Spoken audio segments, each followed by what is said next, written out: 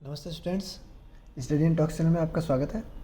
हम कक्षा 10 के गणित के मॉडल पेपर को सॉल्व कर रहे हैं 2023 के लिए। सवाल नंबर है हमारा 8। भूमि के बिंदु से जो मीनार के पाद बिंदु से 30 मीटर की दूरी पर है, मीनार के शिखर का उन्नयन कोण 30 डिग्री है, मीनार की ऊंचाई ज्ञात कीजिए। एग्जाम में सवाल ऐसा ही लिखा हुआ आएगा। इस क्वेश्चन के हिसाब से हमें पहले इसका एक चित्र बनाना है समकोण त्रिभुज का। चलिए ठीक है, फटाफट से चित्र बना लेते हैं। एग्ज़ाम में आपको जैसे ही क्वेश्चन आया उसका एक कच्चा चित्र बना लेना है और जो जो क्वेश्चन में चीज़ें लिखी हुई हैं उनको इस चित्र में लिख देना है। क्या क्या लिखा है? मीनार के पाद बिंदु से, तो पहले मीनार है, हमारे लिए मीनार है, हम इसको नाम दे देते हैं ए, बी और सी। मीनार के पाद बिंदु से,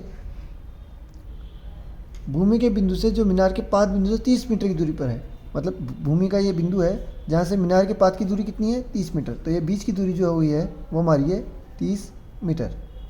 ठीक है। मीनार के शिखर का उन्नयन कोण, उन्नयन कोण किसे कहते हैं?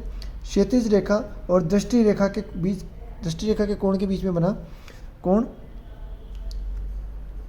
उन्नयन कोण कहलाता है। तो उन्नयन कोण उन्होंने दिया है 30 डिग्री। अब आप पूछ रहे हैं कि मीनार की ऊंचाई ज्ञात कीजिए। मीनार की ऊंचाई यहाँ पर हमें ज्ञात करनी है, मतलब ए बी को हमें ज्ञात करना है। देखिए इस प्रश्न में हम जानते हैं कि किसी त्रिभुज के तीन समकोण त्रिभुज के 3 भाग होते हैं, आधार, लंब और कर्ण। यहाँ पर आधार और लंब के बीच में संबंध पूछा गया है। आधार और लंब के बीच में संबंध किस में होता है उसे हम देख लेते हैं। मैं रफ कार्य के लिए यहाँ कुछ लिख रहा हूँ, देखते हैं क्या है।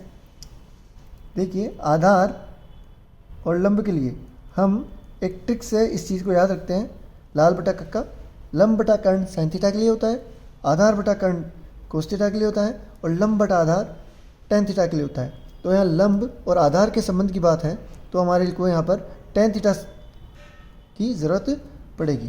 चलिए हम यहाँ इसको लिखना शुरू करते हैं। समकोण त्रिभुज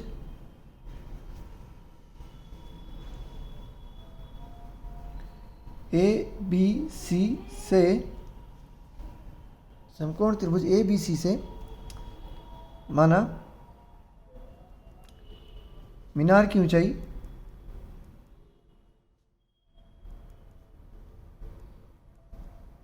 अब मैं इसे ए बी से डिनोट कर देता हूँ, ए बी, और बी सी कितना दिया गया है? भूमि के बिंदु से मीनार के पाद बिंदु के बीच की दूरी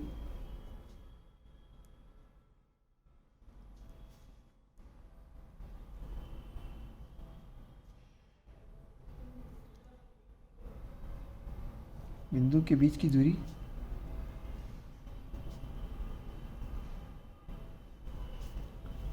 बी सी है, बराबर बी सी, जो कि कितनी है? 30 मीटर। इसलिए टेन थीटा बराबर बी सी, सॉरी लंब बटा आधार A B upon A B बटा बी सी। ठीक है। थीटा की वैल्यू उन्होंने दी है 30 डिग्री, तो आप यहाँ पर 30 डिग्री लिख दीजिए। बराबर ए बी की वैल्यू हमें ज्ञात करनी है, A B upon 30 metre, 30 B C की वैल्यू। टेन थीटा की वैल्यू होती है 1/√3 बराबर ए बी अपॉन 30। पक्षांतरण करेंगे हम, √3 उधर जाएगा तो ये आ गया है √3 इंटू ए बी बराबर 30। √3 को मैं उधर भेज देता हूँ, ये हो जाएगा ए बी अपॉन 30 अपॉन √3। देखिए ये मीटर में लिखा हुआ है तो ये मीटर में हो जाएगा। हमें ये चीज़ समझनी है कि जो ये हल है ये भी पूरा नहीं हुआ है। क्यों नहीं हुआ है?